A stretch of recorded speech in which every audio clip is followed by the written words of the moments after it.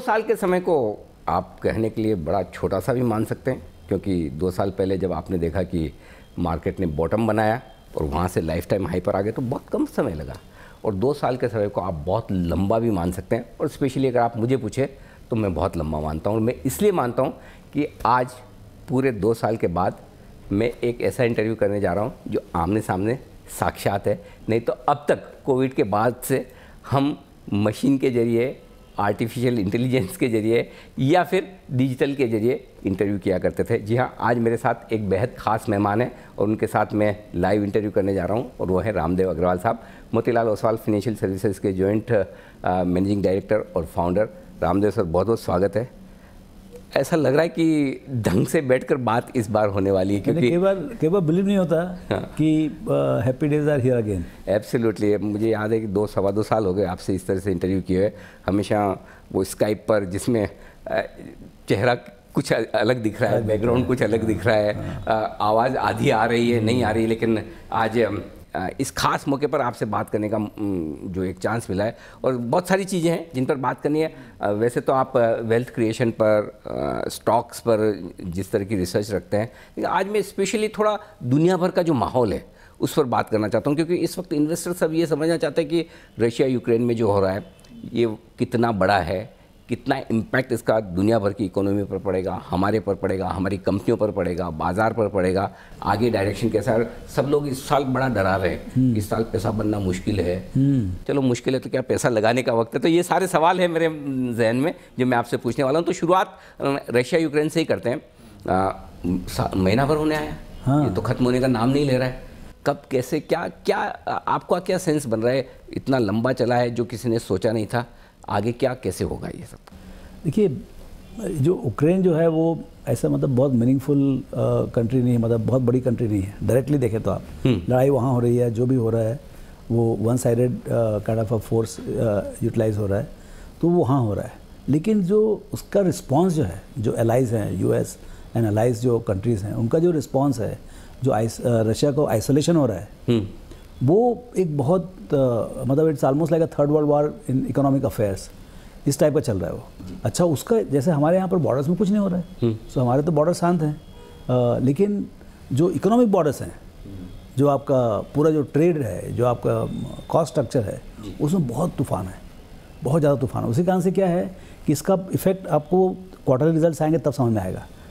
Q4 में कम समझ में आएगा, Q1 में बहुत ज़्यादा समझ में आएगा। तो इसका विजिबल इफेक्ट जो आपको लड़ाई झगड़ा में होता है वो कम है, लेकिन invisible effect in the corporate earnings, business performance, cost structures, वो बहुत उथल पुथल हो रहा है। Then biggest thing is the central bankers. वो क्या करेंगे? मतलब सेंट्रल बैंकर्स का जैसे कोविड हुआ तो हमको लगा कि अभी तो दुनिया का अंत ही है, मतलब बहुत बेरिश लग रहा था। right. उस समय इतना मंदी लग रहा था मेरे को, मतलब बहुत सभी तो बहुत तकलीफ होने वाला है। फिर भी मेरी आदत है कि मैं शेयर बेचता नहीं। ये कम से कम तो बड़ी काम आई। हाँ, तो हमने बात तो सब मंदी का किया, लेकिन शेयर बेचे नहीं, उसी कारण बच गए। तो वही चक्कर अभी भी लग रहा है, अभी फिर खराब लग रहा है। ओके, लेकिन क्या है, शेयर तो बेचता नहीं मैं, क्योंकि घर में तो खाली शेयर ही रहते हैं, पैसे तो होते नहीं। तो हमारा वही स्ट्रेटेजी फिर से है। तो ये अलग समय है कंपेयर टू 2 साल पहले। ये 2 साल में इतना बदलाव आ गया। उस समय मतलब डिफ्लेशनरी माहौल था, मतलब यूरोप और में नेगेटिव इंटरेस्ट रेट्स थे। करेक्ट। क्रूड -39 में सेटल हुआ। राइट। अभी आप बताइए, आप क्रूड का मारा मारी चारों तरफ, इन्फ्लेशन चारों तरफ 7%, 8%, तो मतलब बहुत अलग माहौल है, और ये इट इज़ प्लेइंग आउट। तो अब देखते हैं, मतलब अभी तो क्या है कि ये लड़ाई का माहौल है, अभी ये सब शांत हो जाए। अभी इतना कन्फ्यूजन है ना कि दिमाग में काम नहीं करता। लेकिन आपने एक इंटरेस्टिंग चीज़ कही है शुरुआत में कि ये खाली रशिया और यूक्रेन के बीच के वॉर वाली बात नहीं है, ये ग्लोबली इकोनॉमिक अफेयर्स पर वॉर है। सो ग्लोबली आप कैसे इसका पूरा असर दुनिया भर की अलग अलग इकोनॉमीज़ पर या पूरी दुनिया भर की इकोनॉमी पर देख रहे हैं? क्योंकि एक तरफ मजबूत देश हैं, यूरोप है, अमेरिका है, दूसरी तरफ एक और पावर हाउस चाइना है, बीच में हम भी हमारे हिसाब से खड़े हैं। सो सब पर किस तरह का असर पड़ेगा, इसका क्या असेसमेंट है? Russia cannot live without Europe and America, and Europe and America also cannot live without Russia and say Ukraine and China, all this put together. Right. तो ये interdependence is total. लेकिन economics is religionless, borderless, and it is completely interdependent. मतलब अब वो Australia और बोलता हम तुमको एल्यूमिना नहीं देंगे। अब हमको अभी मालूम पड़ा है कि एल्यूमिना ऑस्ट्रेलिया से आता था और रशिया में गलाते थे उसको। सही। तो अब वो देखिए इंटरडिपेंडेंस कैसा है, मिट्टी वहाँ से उठा रहे हो और यहाँ पर पूरा प्रोसेसिंग हो रहा है। Correct. अच्छा 10-15% of the global aluminium is produced in Russia. तो अब कैसे मतलब how they will transit from here, from where they will procure alumina और will the aluminium production itself will come down. तो ये क्या है, अभी सब कहानी बनाने में आप कोई भी चीज़ को यदि 100% समझेंगे तो बहुत डिफिकल्ट है। उसी कारण के थोड़ा शांति होने दो।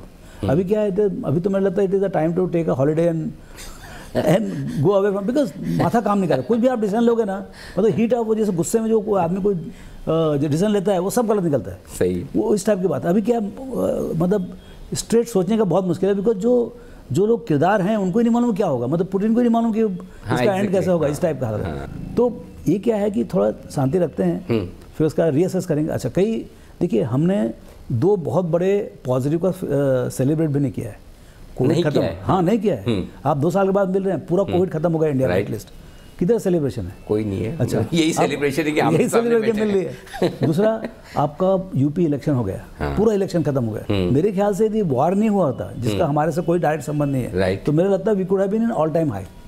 हाँ, क्योंकि आपके पास 2 बड़ी चीजें, एक कोविड का खत्म होना और दूसरा इलेक्शंस के रिजल्ट। इतना बड़ा ओपनिंग हो रहा है 2 साल के बाद, इतने पैसे हैं सबके पास, तो एक अलग माहौल बनता था। लेकिन अब क्या है, थोड़ा सा हौच पौच हो गया। तो ये क्या, थोड़ा शांत होने दीजिए, then will decide who is hurt how much. पैसे तो नहीं बनेंगे अभी, नहीं बनेंगे, पैसे नहीं बनेंगे अभी। शॉर्ट टर्म में जब तक सेटल नहीं होता ना पूरा, तब तक ये समझ में नहीं आया कि क्या खरीदेंगे जिससे पैसे बनेंगे।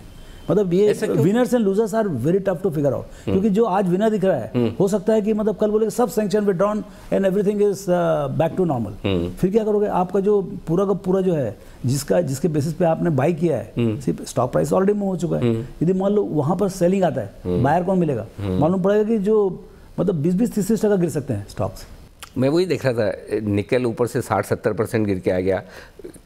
कोविड के ज़माने में जूम का स्टॉक इतना बड़ा था, 80% गिर गया। वही तो वो ये जो ट्रेड चेंज होगा, हाँ, ये कैसे पता चलेगा? नहीं मालूम पड़ेगा। आपका देखिए ना, आपका ऑयल 140 वाला जो है सीधा 99 वाला 120, ऐसा तो मत है ना, उसमें तो क्या आप ट्रेड करोगे आप? तो उसी कारण क्या है, ये तूफान को जो है निकलने दीजिए। ये बरसाती तूफान है, बहुत तूफान है अभी।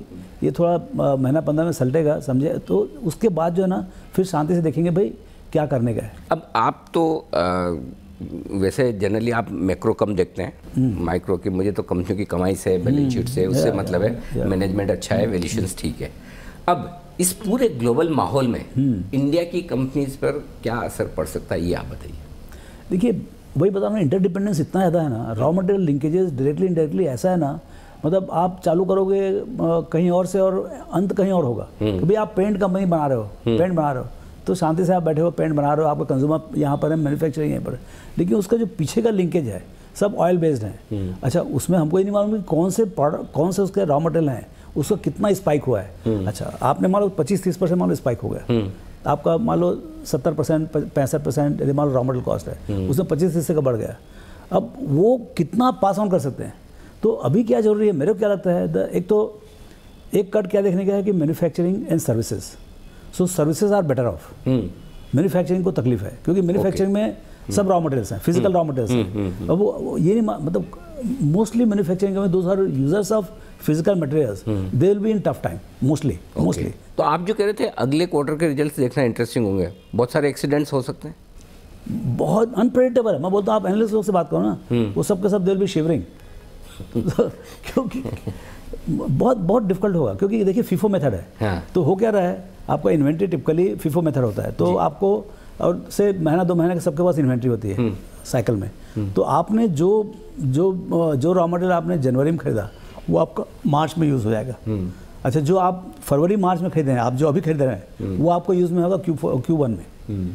मतलब फीफो मेथड से तब आएगा, करेक्ट है ना? अभी आप जो आज सौदा करोगे, आप जो भी रॉ मटेरियल डालोगे, उसका वो raw material to be used will come in से अप्रैल और मई होपफुली। सो आपका टोटल इम्पैक्ट, अच्छा ये मान लो यहाँ से प्रोलॉन्ग रहा 3 महीने का हाइटेंड इन्फ्लेशन रहा, तो पूरा क्वार्टर मतलब इट विल बी डिफिकल्ट। अच्छा, कैन यू पास ऑन? आप देखिए ना डीजल कैसा हुआ, 25 रुपये पर लीटर बढ़ा दिया इंडस्ट्रियल डीजल। करेक्ट। तो मतलब भाई can they really absorb and can they raise the fares और whatever the logistic cost?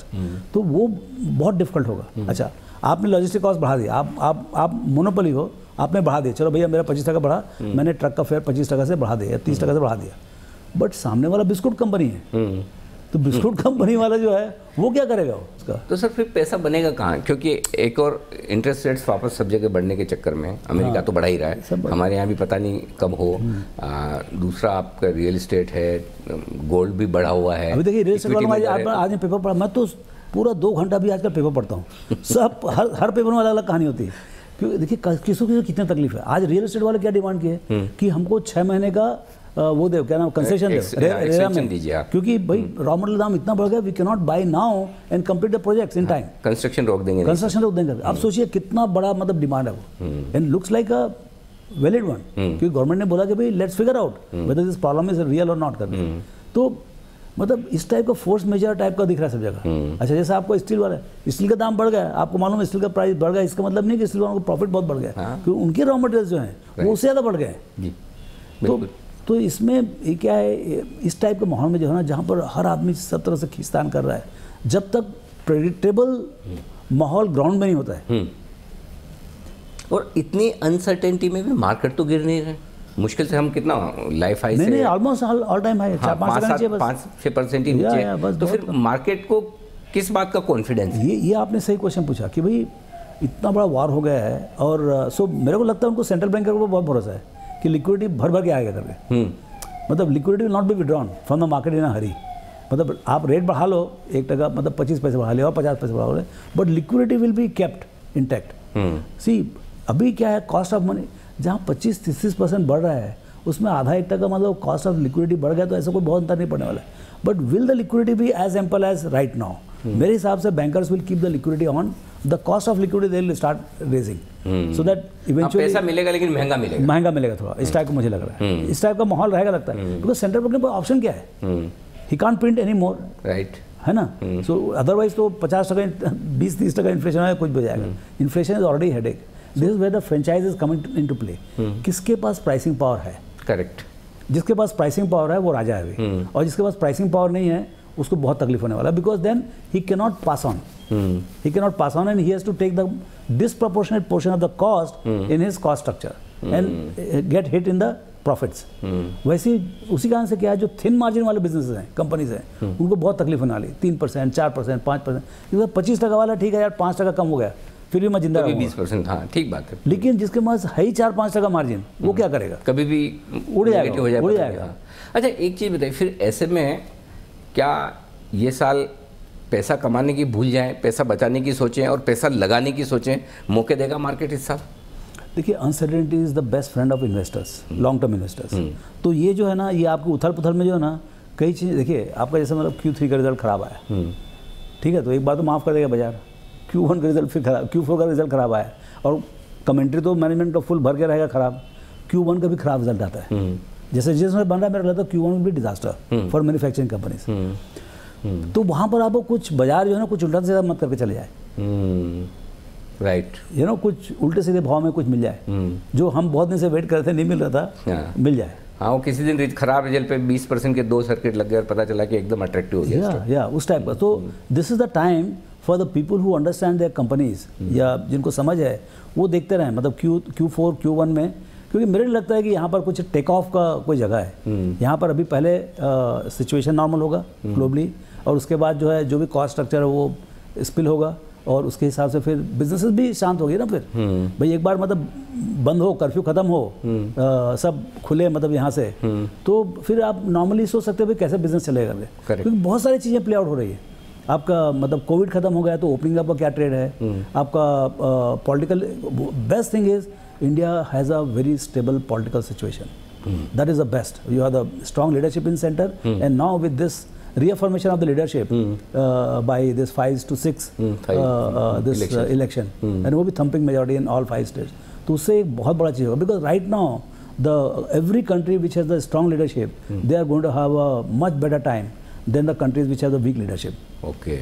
अच्छा, एक और इंटरेस्टिंग चीज़ ये कि अब आपने एक बताया कि अभी इस माहौल में मैन्युफैक्चरिंग कंपनी से थोड़ा सावधान रहना, वहाँ कभी भी कुछ भी एक्सीडेंट्स हो सकते हैं, तो फिर सेफ क्या है?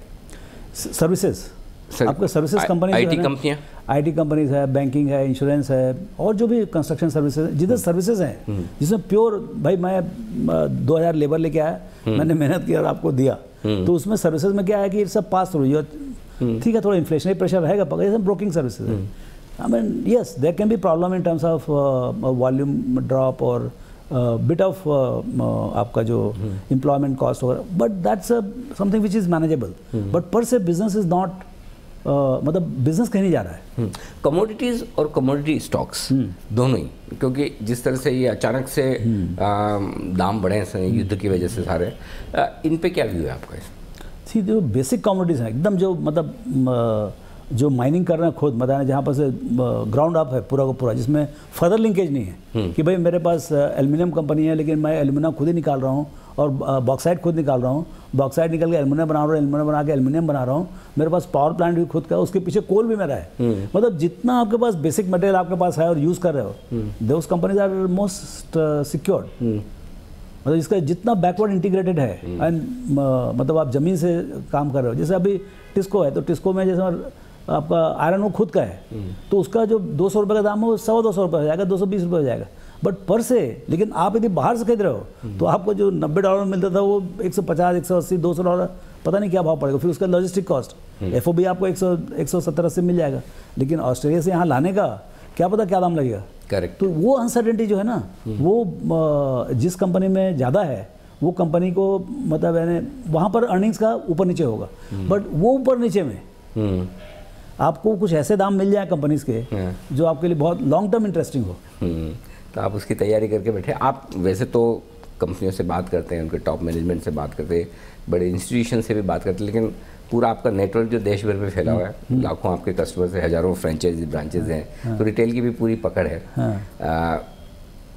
पहली बार थोड़ा रिटेल वाले पिछले 2-2.5 साल में जो खास तौर से नए नए सारे इन्वेस्टर्स आए, तो वो सोचें कि हमने गलती तो नहीं की आके मार्केट में, थोड़ा थोड़ा अब सोचने लगे हैं। हालांकि कॉन्फिडेंस अभी भी है, पैसा लगा भी रहे हैं, तो उनको आप क्या सलाह देंगे? बने रहें, डटे रहें, क्या स्ट्रेटजी होनी चाहिए? हाँ अच्छा है, शुरू में आए हैं, थोड़ा अग्नि परीक्षा हो जाएगी अभी। हमें ना आए हैं अभी नए गरम जो 1-1.5 साल पहले आए वो तो बेचारे, वो तो अच्छा पैसे कमाए हुए हैं, तो उनको ये मालूम पड़े। अच्छा जो ट्रेडर्स टाइप के हैं उनको मेरे कई लोग को मालूम पड़ा कि लास्ट 2-3 महीने में काफ़ी पैसे गंवा दिए, जो मतलब बहुत एक तरफा बनाए थे पैसे, उनको काफ़ी लॉस लग गया है, ऐसा मेरे सुनाई पड़ा है कई लोग का। तो उनको भी मालूम पड़ेगा भाई ऐसा वन वे ट्रैफिक नहीं है market. See market is a much surer and slower machine. मतलब आपको 15% कमाने के लिए बहुत ज़्यादा मेहनत नहीं करना पड़ेगा, लेकिन 20-25 कमाने के लिए, अच्छा लोग यहाँ पर आते हैं बहुत जल्दी पैसा कमाने के लिए, लेकिन एक्चुअली बहुत जल्दी गंवा के जाते हैं। तो ये मेरे को लगता है कि देखिए अभी नए नए लोग आए हैं बहुत, 40 पहले 4 करोड़ लोग थे 2 साल पहले, अभी हो गए 9-10 करोड़, और मेरे को लगता है ये हो जाएगा 25 करोड़ अगले 3 साल में। 25 करोड़ उसके बाद भी जर्नी चालू रहेगी, लेकिन ये जो है रैपिड होगा, वंस इन लाइफ टाइम है। एंड ये जो है ना इतना रिवोल्यूशनरी है ये चेंज जो इंक्लूसिव हो रहा है, ये मतलब इससे यदि हमारे जो ब्यूरोक्रेट्स हैं, पॉलिटिशियंस हैं, हमारे रेगुलेटर्स हैं, यदि उसको बराबर से हार्नेस किए तो it has a potential to change the landscape of the country itself. Absolutely, क्योंकि देखिए अल्टीमेटली आपको मिलेगी, इक्विटी मिलेगी आपका। जो बिजनेसेस बनते कैसे, जॉब्स कैसे क्रिएट होते हैं, जब आप उसको इक्विटी दो। बिजनेस करने वाले तो बहुत हैं, बहुत सारे लोग चाहते हैं भाई मेरा होटल खुल जाए, मेरा ये खुल जाए, लेकिन उनको पैसे कौन दे? तो अब वो पैसे जो है ना भर भर के मिल रहा है। इनफैक्ट गलत लोग को बहुत ज़्यादा पैसे मिल रहे हैं, यहाँ तक की बात आ गई। लेकिन क्या है, धीरे धीरे लोग समझ जाएंगे किसको देने का किसको देने का। तो ये जो है ना once in a lifetime change है। 70 साल के बाद पहली बार ये गेट खुला है, और इससे जो है मुझे लगता है कि जो entrepreneur, this is a celebration of entrepreneurship. Second, मेरे लगता है सबसे बड़ा रिलीजन 2 से 3 साल के अंदर will not B cricket, will not B religion itself, it will be stock market. एक मिनट इसको थोड़ा बोल्ड में अंडरलाइन करके इन्वर्टेड कॉमास में फिर से बोलिए। हाँ, बहुत इंटरेस्टिंग चीज बात है। इंडिया का सबसे बड़ा रिलीजन 3 साल में it will be stock market. और आप सबसे बड़े एंकर हैं। सर आप सबसे बड़े वेल्थ क्रिएशन एक्सपर्ट हैं, और आपके साथ जब मैं बैठता हूं तो मुझे बहुत सारी चीज़ें सीखने को मिलती है। एक चीज़ और सीखना चाहता हूं आज आपसे, जो अब तक इतने सालों के करियर में हमेशा FIs के डेटा देखकर हम डिसाइड करते थे कि भाई FIs खरीद रही बेची मार्केट ऊपर जाएगा। अब मैं सुधर जाऊं मतलब FIs के बजाय हमारे लोकल फंड्स क्या कर रहे हैं वो देख के डिसाइड करेंगे मार्केट का क्या होगा। वो लोग भी वही देख रहे हैं कि हम इतना बेचते हैं तो भी नहीं गिरता करके। तो clearly this is a change, this is what exactly I am saying कि भाई अब हमारी कंट्री हमारे पैसे से बनेगी, उनके पैसे से नहीं बनेगी। ऐसे नहीं उनका पैसा वेलकम नहीं है। यस, मतलब 1 + 1 = 11, तो हमारा भी डोमेस्टिक इक्विटी भी आएगा और आप भी आओ, और दोनों मिलके मतलब इस भारी कंट्री को बनाते हैं। ऐसा माहौल होना चाहिए। It is celebration of equities. क्या बात है। हाँ, और उसमें क्या है कि अभी क्या वो लोग तो बेच तो चला गया 10-20-25 बिलियन का। अच्छा, वो लोग वैल्यूएशन देके नहीं बेचते, मोस्टली ETF का है, इंडेक्स है, तो इंडेक्स यदि आपको बेचने का तो बेचना ही है। करेक्ट है ना, बेच के चले गए आप। लेकिन जब इंडेक्स वाले बोले कि हमको खरीदने का है, तो खरीदने के लिए भी उसी ढंग से आएंगे। वो जिस दिन खरीदने का उस दिन 5 या 10 हज़ार करोड़ को खरीदने का है। जब सब पूरा शांत हो जाएगा, सब बढ़िया हो जाएगा, हरा हरा हो जाएगा, तो उनको खरीदने का है। लेकिन उस दिन आपको शेयर मिलेगा कहाँ से? और भाव ये नहीं मिलेगा। नहीं, भाव नहीं मिलेगा। दूसरा ये कि भाई हमारे जो यहाँ के जो बारात है पूरी रिटेल है, वो लगा हुआ है ना। जैसे मालूम पड़ा आपको खरीदने का है तो वो आपको मतलब तकलीफ देंगे। Absolutely, it will come at a price. तो उस समय क्या होगा कि आपका IPOs आएंगे, नए इश्यूज आएंगे, कंपनीज रेस करेंगे, तो क्या होगा, वो पैसा जो है ना जमीन में जाएगा। जहाँ से पैसा जमीन में गया, चाहे FI का हो चाहे हमारा हो, फिर उससे जो है ना बिजनेसेस बनेंगे। अब जैसे अब जोमेटो देखिए आप, एक कंपनी जोमेटो और स्विगी है जो इलेक्ट्रॉनिक, ठीक है, उन्होंने पैसा नहीं कमाया, उन्होंने मतलब खड़ा किया, 2 लाख 3 लाख 4 लाख को एम्प्लॉयमेंट मिल गया। वो तो मतलब भाई अल्टीमेटली किसी ने पैसे दिए ना 5-10 हज़ार crore to set up this particular architecture. तो इस टाइप के जो बड़े, अच्छा इससे एम्बिशन बढ़ते आएगा। जो नए बच्चे देख रहे हैं कि इसने क्या किया, मैं इससे बड़ा कर सकूँ क्या, राइट, यू नो। तो अच्छा वो भी क्या है, जो यहाँ पैसा कमाए यहाँ से निकाल क्या करेंगे, वो और खोज रहे हैं, नए बकरे खोज रहे हैं कि उनको जाके हम पैसे दें, वहाँ पर 100 गुना करें, कहाँ पर मून शॉट लगेगा। तो ये जो है चरखा जो है ये चलेगा। Equity as asset class, they must handle it as a national treasure. Okay, हाँ, ये बहुत बहुत पावरफुल फोर्स है, बहुत ही पावरफुल फोर्स है। They should not be short sighted कि हम यहाँ पर मतलब उसमें क्या चेंज नहीं होना चाहिए जल्दी से फटाफट बहुत पैसा बनाने, मतलब बहुत स्टेबल प्रेडिक्टेबल करें आप। जो भी कैपिटल गेन्स के लॉज हैं, डिविडेंड के लॉज हैं, या जो आपके जो प्राइवेट इक्विटी या जिसके भी लॉज हैं, it should be very stable. And आगे जो चेंज हो खाली वो प्रो इन्वेस्टर हो। करेक्ट, यू नो, एंड बहुत सोच समझ के मिलजुल के करें। क्या है कि ये बहुत सेंसिटिव है, बहुत सेंसिटिव कैटेगरी है, but it has a power to change the, मतलब जैसे मेरे को बदल दिया ऐसे वो सबको बदल सकते हैं, पूरा कंट्री बदल सकता है। तो मैं उम्मीद करता हूँ कि 2 साल बाद आपसे जो मुलाकात हुई इसमें मुझे एक बूस्टर डोज मिल गया। वैक्सीन के शॉट्स हम पहले ले चुके हैं, लेकिन अब कि बाज़ार ठीक है, थोड़ा वक्त लगेगा ठीक होने में, ग्लोबल अनसर्टेनिटीज़ है, लेकिन इंडिया में कहीं कोई दिक्कत नहीं बने रहे। Never waste a crisis. हाँ, ये क्या क्राइसिस है? हाँ, इसे लॉन्ग टर्म इन्वेस्टर के लिए बहुत अच्छा है। लेकिन क्या है, आपको थोड़ा कोटेशनल लॉस देखना पड़ेगा। यदि 20%-10% मान लो बाजार गिर जाता है यहाँ से, तो वो आपको लॉस देखना पड़ेगा। लेकिन आपको एकदम फर्म रहना पड़ेगा, भाई आगे बहुत अच्छा है। ये लॉस में मैं ऐसी कौन सी कंपनी खरीद सकूँ जो मेरे को गलत भाव मिल रहा है, मतलब मेरे लिए अच्छा भाव है लेकिन शेयर सस्ते भाव में, शेयर सस्ते भाव मिल रहा है। बिल्कुल, तो बिल्कुल आई एम श्योर जो आपने कहा कि ये हिंदुस्तान का समय है, और हिंदुस्तान में 3 सालों में क्रिकेट, सिनेमा नहीं, इक्विटी रिलीजन होगा। और उम्मीद करता हूँ कि 3 साल बाद आपके साथ फिर बैठकर हम उसे सेलिब्रेट करेंगे। हम लोग सब यही रहेंगे आगे। बिल्कुल, बहुत बहुत धन्यवाद सर, आज हमारे दर्शकों का, मेरा, हम सब का कॉन्फिडेंस बढ़ाने के लिए। तो ये थे रामदेव अग्रवाल सर, जो बताते हुए इक्विटी मार्केट्स के बारे में। थोड़ा समय मुश्किल भरा है, लेकिन यही मुश्किल भरा समय आपके धैर्य का इम्तिहान लेता है। और अगर आप एक अच्छे लॉन्ग टर्म इन्वेस्टर के तौर पर इस मौके का फ़ायदा उठाते हैं, अच्छे शेयर जब कभी भी आपको अच्छे दामों में मिले, बस वहाँ नज़रें बनाए रखें। पैसे आपके इस मार्केट में बनेंगे, ज़रूर बनेंगे, और बहुत बनेंगे। बस सही वक्त पर डिसिप्लिन के साथ लंबे समय के निवेश की आप कर ले तैयारी। इस खास शो में इतना ही, धन्यवाद।